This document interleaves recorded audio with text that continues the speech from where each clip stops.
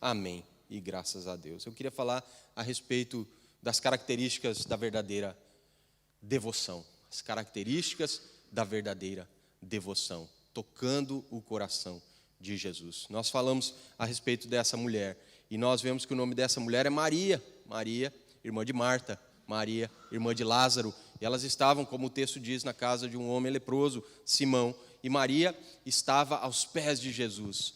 O texto nos diz que ela estava interessada em Jesus, que ela só tinha uma coisa em mente, que era estar com o Senhor, sugar tudo aquilo que ela podia da vida de Jesus, da presença de Jesus, da companhia de Jesus, da intimidade com Jesus. Ela estava atenta àquilo que Jesus falava, ela estava interessada na pessoa de Jesus, e ela foi além disso. Ela, através da sua devoção extraordinária, ela tocou o coração do Senhor. O texto de Lucas vai nos dizer que a sua irmã Marta estava atarefada, cuidando dos afazeres domésticos para poder servir a todos que ali estavam naquela casa. E Maria escolheu a melhor parte, ela permaneceu perto de Jesus. Marta, ela reclama: Senhor, eu estou aqui fazendo tudo sozinha, e a minha irmã está aos teus pés, fala para ela vir me ajudar. E Jesus falou: Marta, Marta, você anda atarefada com tantas coisas, uma só coisa é importante, e a sua irmã escolheu a melhor parte. E nós vemos que esses textos que estão relacionados, eles nos mostram que essa mulher, ela faz algo que toca o coração de Jesus, algo que marca a vida de Jesus, algo que o próprio Jesus disse que aonde essa história dessa mulher fosse contada, era para mencionar esse ato de adoração dela, esse ato de devoção, esse ato de altruísmo. Ela abençoou o Senhor e ela tocou o Senhor de tal forma que ele falou assim: essa mulher precisa ser lembrada, essa mulher precisa ser falada, essa mulher, ela precisa sempre ser mencionada toda vez que vocês falarem a respeito da minha passagem aqui por essa casa em Betânia. E nós vemos que Jesus estava praticamente uma semana da cruz. Ele passa por Betânia para recuperar as suas forças para ir para Jerusalém. E depois de sair dali, ele vai para Jerusalém. Ele passa pelo Calvário, lá ele sofre, lá ele pede para os seus discípulos vigiarem juntamente com ele, ajudarem ele em oração, porque ele ia passar por uma provação tremenda. Nessa semana, ele se angustia até a morte. Nessa semana, ele chora. E a Bíblia diz que esse choro era tão pesado e tão amargo que as lágrimas pareciam como gotas de sangue caindo ao chão. Jesus estava angustiado até a morte, mas ele passa por Betânia, porque ele sabia que ele precisaria estar com os seus amigos, com aqueles que eram mais chegados a ele, com aqueles que eram mais íntimos a ele, para ele ter forças e para ele ter realmente condições de seguir em frente na sua jornada. Nós ganhamos muito quando nós estamos próximos daquele que nós amamos. A Bíblia diz que Lázaro era amigo de Jesus, que ele vai, quando Lázaro morre, ele vai para aquela localidade para ressuscitar o seu amigo, que já estava há 4 dias dentro da tumba. E essas mulheres, essas irmãs, elas correm para ele, dizendo: Jesus, se você estivesse aqui, ele não teria morrido. E ele diz: olha, se você crer, você vai ver o milagre de Deus acontecendo, grandes coisas acontecendo na vida de vocês. É só não deixar de crer. Depois ele manda Lázaro sair, e Lázaro, ele sai vivo de lá de dentro, uma pessoa que estava morta e ressuscitou. Se nós vamos para o texto correlato em Lucas, nós vamos ver que muitas pessoas afluíam para aquele local para ver Lázaro, que havia sido ressuscitado por Jesus. Jesus, nessa semana, ele estava numa semana crucial, porque ele tinha a cruz pela frente, ele tinha o propósito de ir para Jerusalém, e ele sabia que lá ele seria morto, lá ele seria entregue nas mãos dos judeus, lá ele seria entregue nas mãos dos romanos, lá ele padeceria, lá ele seria abandonado, lá ele seria negado, e lá ele seria traído, e por fim ele iria para a cruz. E essa mulher, num ato de devoção extrema e adoração profunda, Jesus diz que ela prepara o seu corpo para o sepultamento. Ela derrama um bálsamo sobre Jesus. Ela derrama um perfume caríssimo sobre Jesus. A Bíblia diz que esse perfume custava 300 denários. Denário era o salário de um dia. Essa mulher derramou um perfume em Jesus, que custou um ano inteiro de salário praticamente. Para uma pessoa que talvez não tivesse muitas posses, como eu acredito que fosse o caso aqui de Maria, essa pessoa gastou muito para fazer esse ato de adoração. Essa pessoa investiu muito para tocar o coração de Jesus. E eu fico imaginando 300 denários transformados em um bálsamo de nardo puro. Era um perfume que cheirava e cheirava muito.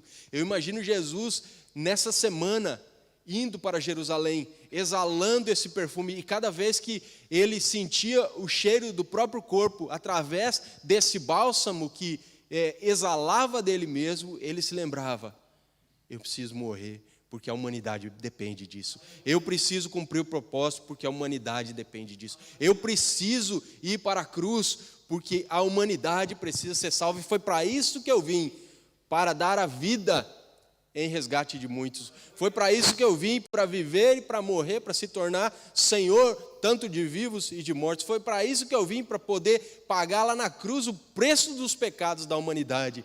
E toda vez que ele se lembrava do ato de adoração e devoção de Maria, ele dizia: eu não vou desistir. O Pai é comigo, Ele me chamou, Ele me designou e Ele vai me ajudar a chegar até o fim. E não foi fácil. Lá no Getsemane, ele ora. Ele fala: Pai, está difícil. Se possível, passa de mim esse cálice. Se possível, não permita que eu passe por isso. Se possível, me livra.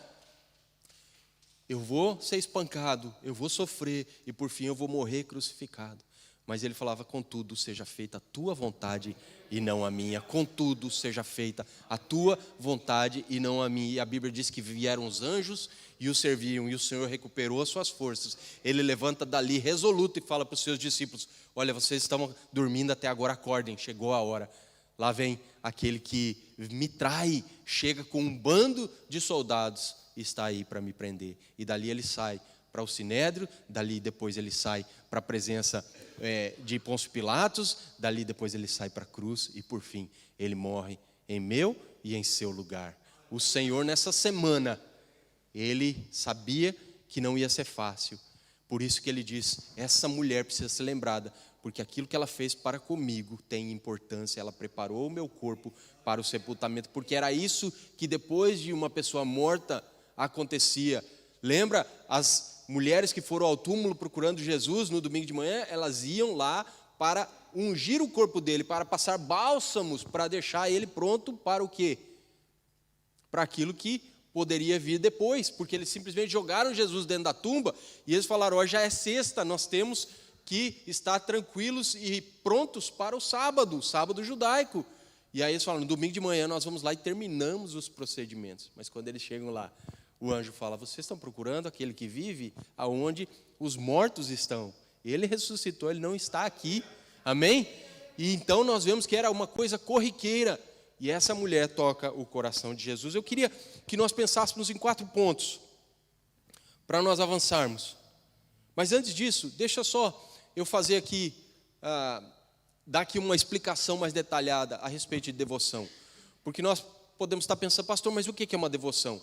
O que é devoção? Devoção é amor, devoção é adoração, devoção é entusiasmo, devoção é entrega, é afeto, devoção é o querer agradar, devoção é querer estar junto, devoção é querer fazer algo para que a pessoa que você tem como alvo da sua devoção se sinta bem, se sinta prestigiada, se sinta acariciada, se sinta pertencendo, se sinta benquista, se sinta bem-vinda. Então, a primeira coisa que nós temos que entender a respeito dessa verdadeira devoção é que ela deixa marcas no coração de quem a recebe. E Maria deixou uma marca no coração de Jesus. Como eu falei, Jesus saiu dali e uma semana depois estava na cruz. E durante essa semana toda, eu acredito que ele se lembrou do que essa mulher fez. Ele se lembrou daquilo que Judas falou, ele se lembrou daquilo que os outros homens falaram. É um desperdício, não faça isso. Pegamos nesse perfume, vendamos e peguemos o dinheiro e entreguemos aos pobres. Eu acredito que Jesus lembrou de tudo isso, mas daí ele lembrava: ela fez certo. Ela não vendeu o dinheiro para dar aos pobres, porque o próprio Jesus disse: os pobres vocês vão ter sempre com vocês. Vocês podem escolher outra hora para fazer isso. Hoje ela fez algo que tocou meu coração, deixou marcas em mim, Por isso que eu falei que na semana eu acredito que Jesus ia sentindo aquele cheiro. E ele ia lembrando, essa mulher fez algo importante e eu tenho que ir até o fim. Eu vou até o fim, foi para isso que eu vim. Como homem, gente, ele teve medo.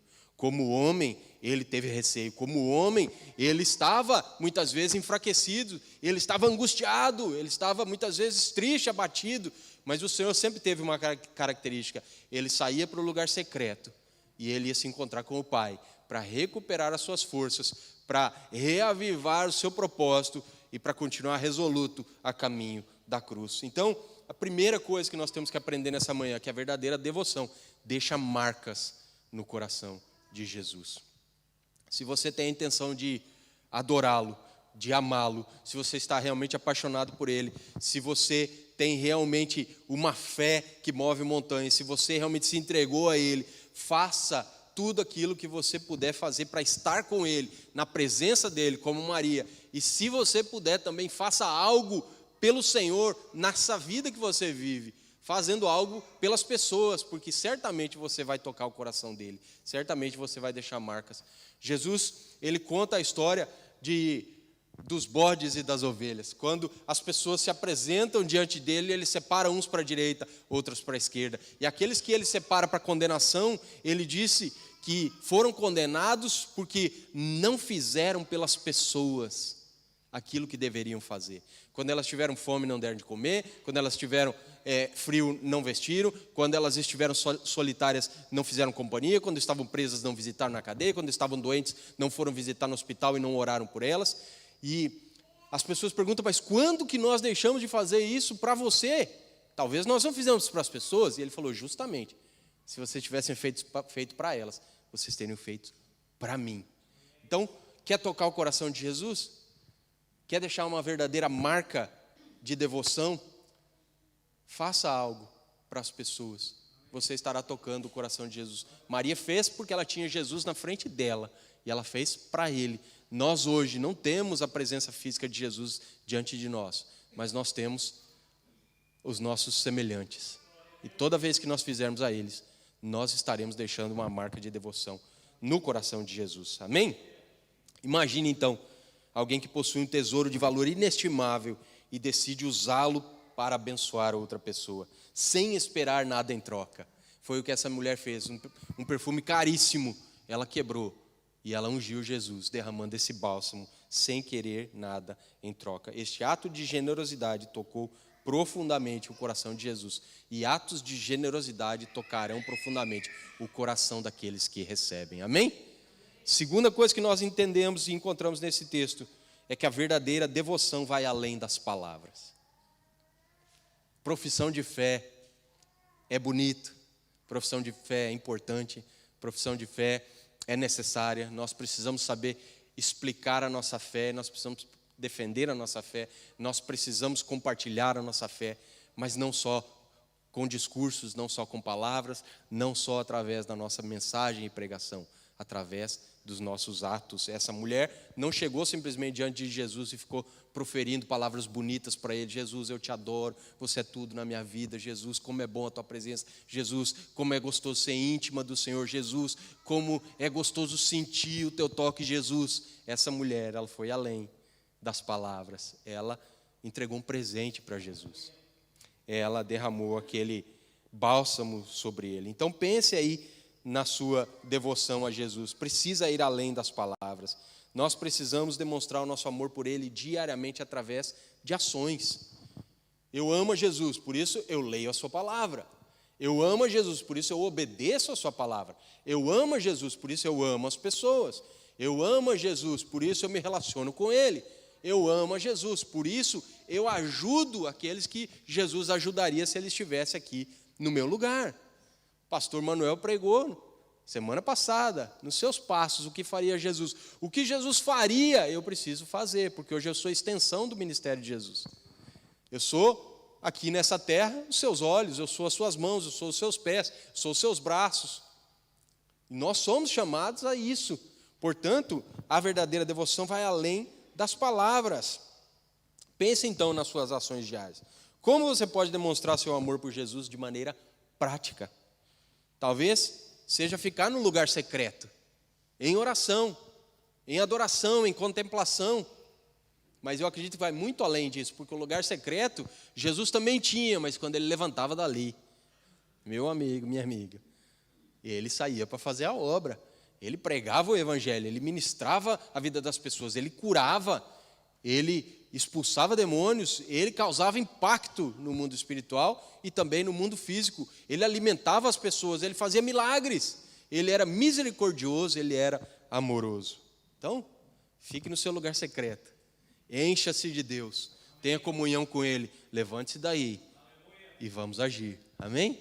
Terceiro, o que nós aprendemos nesse texto a respeito de verdadeira adoração, ou melhor, devoção, que a verdadeira devoção é uma expressão de um sacrifício generoso. Vocês lembram Davi quando queria construir o templo? Quando ele queria construir o templo, ele vai na eira de Araruna e ele tenta comprar aquela terra. E o homem fala assim, que é isso, rei? Toma a terra para você. Toma a terra. Ele fala, de maneira nenhuma. Eu vou pagar por ela. Lembra Abraão? Quando também vai comprar uma terra para enterrar a sua esposa, tentam dar a terra. Ele fala, de maneira nenhuma, eu vou comprar essa terra. Tem coisas que nós ganhamos de bom grado. Mas se a gente quiser realmente tocar o coração de Jesus, a gente vai ter que tirar dinheiro do bolso. Pastor, eu quero dar uma oferta preciosa para a África. Estou dando um exemplo, gente. Aí eu fico esperando eu receber uma oferta para daí pegar essa oferta com uma mão e entregar para a África com outra mão. Custou alguma coisa para mim? Custou, gente? Não custou nada, né? Eu ganhei daqui, eu entreguei ali. Agora, se eu quero dar realmente uma oferta generosa para a África, eu dou uma oferta generosa para a África. Eu tiro do meu bolso e eu entrego, porque eu sei que vai estar abençoando pessoas. É assim que nós devemos fazer. Essa mulher trabalhou 300 dias para comprar aquele perfume, e eu tenho certeza que esse perfume estava guardado para uma ocasião especial. Amém? E chegou a ocasião especial, ela se deu conta, hoje é a ocasião especial. Talvez era outra coisa, talvez ela estivesse guardando para outra finalidade, mas quando ela detectou, é hoje, ela discerniu, esse homem passou por aqui talvez pela última vez, ele vai resoluto para Jerusalém, lá ele vai morrer, é hoje que eu vou usar esse bálsamo, eu vou ungir ele e preparar o corpo dele para o sepultamento. Jesus falou sobre isso. Então, seja generoso também na sua devoção, porque é uma expressão de sacrifício que nós precisamos ter. E ela não hesitou em dar o seu melhor para Jesus. Ela mostrou que Jesus era prioridade. Prioridade. Gente, eu não estou falando só de dinheiro aqui. Funciona para oferta, funciona para dízimo. Se Jesus é prioridade, você vai ofertar. Se Jesus é prioridade, você vai dizimar. Se Jesus é prioridade, você vai ajudar os outros, como aquele samaritano ajudou aquele homem caído. Você vai tirar dinheiro do seu bolso para fazer a obra de Deus. Você vai pregar em outros lugares e até mesmo pagar pelos bilhetes da passagem. Você vai compartilhar o evangelho e você vai gastar do seu bolso para que isso seja possível. Você não pode ser um empecilho de maneira nenhuma. E o seu dinheiro, ele tem que ser bênção, ele tem que promover o crescimento do reino. E não o amor ao dinheiro ficar segurando você de ser usado por Deus. Mas também funciona para tempo. Também funciona para os nossos talentos. Também funciona para o nosso conhecimento. Eu tenho que ser generoso. Se eu sou talentoso numa área, eu tenho que dar tudo que eu tenho à disposição naquela área para ser bênção. Se eu tenho conhecimento em alguma área, em alguma ciência, em alguma coisa dessa vida, eu tenho que dar tudo para que as pessoas se beneficiem desse meu conhecimento. O meu interesse tem que ser generoso. O meu tempo tem que ser dado com generosidade. Não é só dinheiro, porque essa expressão de devoção, ela precisa ser extrema e ela precisa ser transformada em um sacrifício generoso. Jesus morreu por nós, não morreu? Mas a Bíblia diz que o corpo dele foi moído, esmagado na cruz, uma morte terrível. Talvez você esteja aí ouvindo a gente falar de Strong Fellowship, não é? Strong Together Fellowship, Strong Together Prayer, de Life Groups. Talvez você esteja ouvindo a gente falar de célula. Talvez você esteja a gente falar para convidar para o culto. O que você tem feito com essa informação que você está recebendo? Você tem tido a vontade de estar numa célula, num Life Group? Você tem tido a vontade de abrir um Life Group? Você tem tido vontade de pertencer e estar junto realmente numa fellowship? Você tem, ao menos, enviado uma mensagem para alguém convidando para vir ao culto? Ou para vir à sua célula?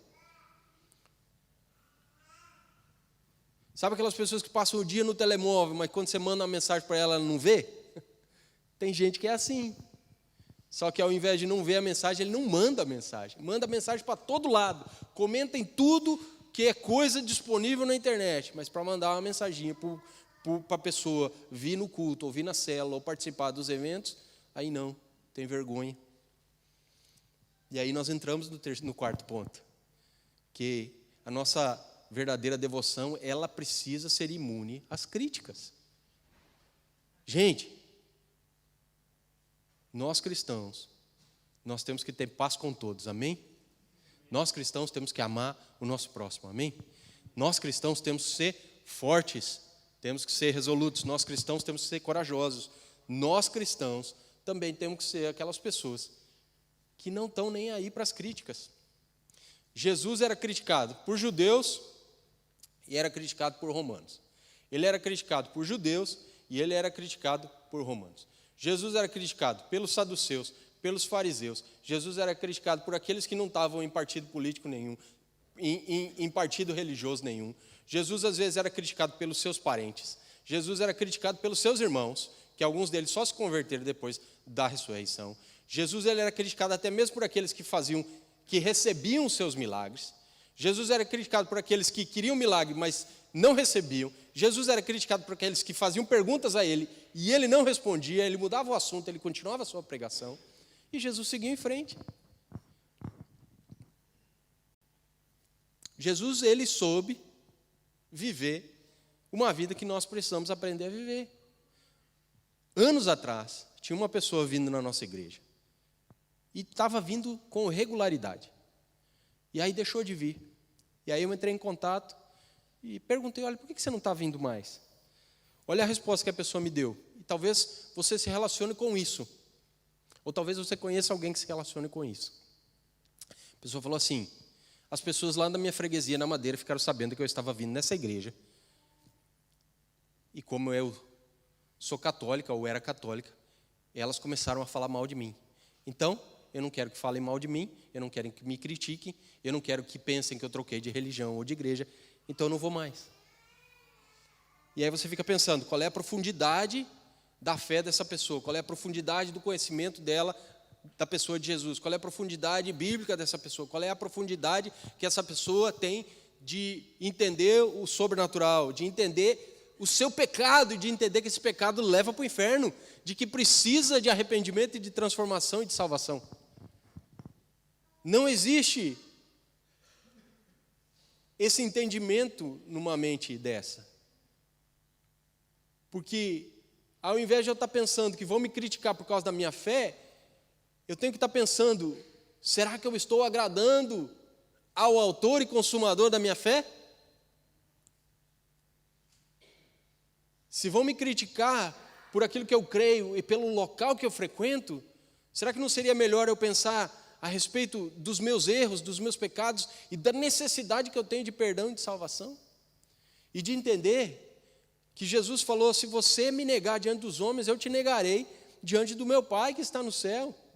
Se você se envergonhar de mim, você não vai encontrar a salvação.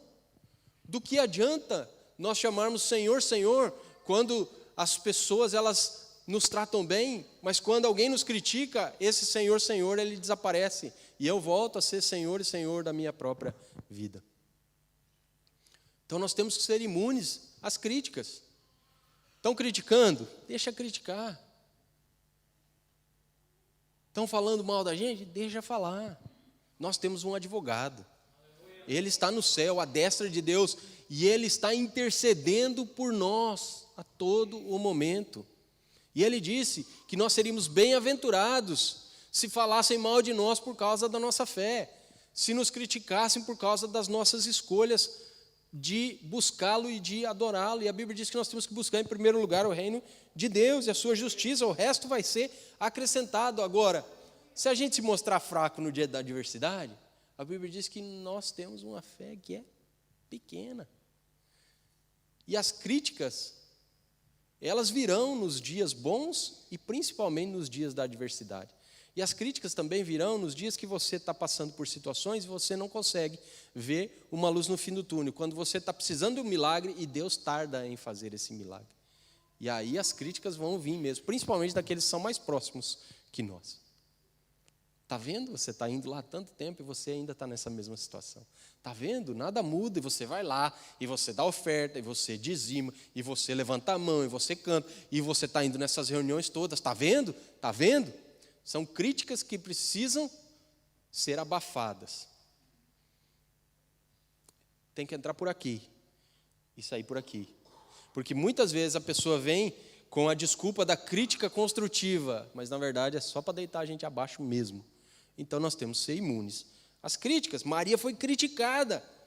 O texto diz que os homens falaram: para que fazer um negócio desse? Pega nesse dinheiro, nesse perfume, vende, pega o dinheiro e dá aos pobres. O texto de Lucas, de João 12, vai dizer que Judas falou: pega no dinheiro, vende o perfume, pega no dinheiro e dá aos pobres. Mas aí o João, o evangelista, ele bota uma vírgula e continua a explicação. Ele diz assim: mas ele não disse isso porque ele estava preocupado com os pobres. Ele disse isso porque ele era ladrão. E muitas vezes ele botava a mão dentro da bolsa e pegava o dinheiro e botava no bolso dele. Então, às vezes, as críticas, elas vêm de pessoas que são mal intencionadas. Elas não querem a nossa bênção. Elas não querem o nosso sucesso. Elas não nos querem simplesmente do lado delas. Elas querem tirar algum tipo de vantagem da gente. João 12 fala sobre isso. Maria foi criticada porque eles consideraram um desperdício aquilo que ela estava fazendo. Será que você já falou para alguém antes de você se converter? É claro. Para que ir lá na igreja? Para que ficar nessa loucura aí toda semana? Para que isso? Para que aquilo? Para que dar dinheiro? Para que ajudar? Para que ser generoso? Então sempre agora ali, não sai dali, não sai dali. Já ouviu isso? Bota o colchão lá na igreja. Já falaram isso para você? Bota a cama na igreja lá, bota o colchão na igreja, mora lá logo. Talvez alguns aqui ou algumas ainda ouvem em casa falarem isso. Talvez. Maria também ouviu. Mas ela permaneceu firme, sabendo que seu ato de devoção era precioso aos olhos de Jesus. Então, muitas vezes, a nossa devoção a Ele vai ser criticada. Olha lá, radical, agora crentão. Gente, eu já fui chamado de padre. Você já foi também? De padre, de freira, de carola, as mulheres aí, não é? Não é? Porque eles não entendem a nossa devoção e deixa eles lá. Então, nós precisamos estar preparados para seguir a vontade de Deus, mesmo quando nós estamos enfrentando oposições ou somos mal entendidos. Eu gostaria de finalizar essa mensagem, deixa eu recapitular os 4 pontos. Verdadeira devoção deixa marcas no coração de Jesus. A verdadeira devoção vai além das palavras, é preciso ação. A verdadeira devoção é a expressão de um sacrifício generoso. Vai doer no bolso, mas nada do que você faz para Deus fica por assim mesmo. A Bíblia diz que a gente tem que depositar realmente o nosso dinheiro no banco do céu. Lá a traça não destrói, o ladrão não rouba. É lá que nós temos que depositar. Não é aqui. Aqui nós vamos perder tudo aquilo que nós investimos, mas tudo que a gente investir lá vai ficar e vai contar para a eternidade. Vai ter galardão para cada um e o nosso trabalho ele não é vão no Senhor. Amém? E a verdadeira devoção, ela precisa ser imune à crítica. Segue em frente, do mesmo jeito que Jesus seguia. Beberrão, comilão, amigo de pecadores, amigo de cobradores de impostos, não é? Herege, filho de Belzebu, e por aí vai. Não é? Tudo e mais um pouco chamaram Jesus. E ele seguiu, resoluto. Principalmente nessa última semana, exalando esse bálsamo que foi derramado sobre ele. de uma mulher que demonstrou verdadeira devoção. E eu e você precisamos agir da mesma forma. Vamos ficar de pé? Essa devoção precisa tocar o coração de Jesus. E ela tem que ser mais do que uma simples declaração de fé. Ela tem que ir além das nossas palavras. Ela tem que se manifestar em nossas ações, nossa obediência, nossa pureza, todo o nosso coração, através da nossa resiliência, através da nossa coragem, através da nossa busca constante por intimidade. Nós precisamos nos comprometer. Jesus falou no verso 9: em verdade vos digo que em todo o mundo, onde quer que o evangelho for pregado, também o que ela fez será contado para a sua memória. Será que o Senhor pode falar isso de cada um de nós? Que aquilo que nós estamos fazendo por Ele vai ser contado em sua memória, em nossa memória. Em qualquer lugar que mencionarem o nosso nome, ou a nossa história, ou a nossa vida, ou a história dessa igreja. Eu espero que sim. Paizinho, nós oramos, entregando as nossas vidas ao Senhor, pedindo que nós tenhamos essas características, Pai, em nós, características da verdadeira devoção, para tocarmos o Teu coração, que nós possamos deixar marcas profundas no Teu coração, que nós venhamos a ir além das palavras e coloquemos em ação, Deus, aquilo que nós precisamos fazer para chamar a Tua atenção e para Te agradar. Nós queremos também pedir, Deus, que sejamos generosos, deixarmos de sermos mesquinhos, Pai, para sermos pessoas extravagantemente generosas. E pedimos, Senhor, para sermos como Maria, Pai, que é um exemplo poderoso, Pai, de entrega total ao Senhor, Pai. Essa adoração que vem do coração e que está disposta a sacrificar aquilo que é mais valioso aqui nesse mundo para tocar o Teu coração. Paizinho, nós também oramos pedindo que a nossa devoção seja imune às críticas, que a gente possa seguir em frente como Jesus seguiu em frente, como os apóstolos seguiram em frente, mesmo criticados, que nós possamos seguir em frente. Sabemos, Pai, que o Senhor é por nós, sabemos que o Senhor nos ajuda, que o Teu Espírito Santo nos guia, que o Teu Espírito Santo nos impulsiona, que o Teu Espírito Santo nos enche, que o Teu Espírito Santo nos capacita e nos usa, e que também o Teu Espírito Santo vai na nossa frente, quebrando as barreiras, e os Teus anjos estão acampados ao nosso redor, Pai. Nós assim oramos, Pai, pedindo que o Senhor nos ajude a transformar as nossas vidas em um ato de verdadeira devoção, todos os dias, para tocarmos profundamente o Teu coração. No nome de Jesus. Amém.